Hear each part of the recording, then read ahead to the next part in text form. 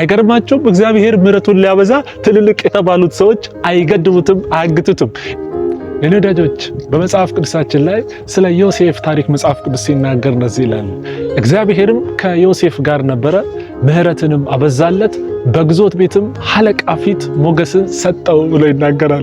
የኔ ወዳጆች ዮሴፍ በተሸጠበት በባርነት ሀገር መካከል ብቻ እግዚአብሔር ከእርሱ ጋር ነበረና በግዞት ቤትም አለቃ ፊት ሞገስን ሰጠው ብሎ መጽሐፍ ቅዱስ ይናገረናል። እግዚአብሔር ካረገልን ላይ ቀር በሚቀጥሉት ጊዜያት ራሱ ማንነቱን እየገለጠ ከኛ ጋር ይሁንልን። አይገርማችሁም? ዮሴፍ በተሸጠበት በባርነት ሀገር ውስጥ በተጠላበት መንደር እግዚአብሔር ከዮሴፍ ጋር ነበረ መጽሐፍ ቅዱስ ይልና ምሕረቱንም አበዛለት በግዞት ቤት አለቃ ፊት። አይገርማችሁም? እግዚአብሔር ምሕረቱን ሊያበዛ ትልልቅ የተባሉት ሰዎች አይገድቡትም፣ አያግቱትም። ይሄ ጌታ ነው የኛ ጌታ።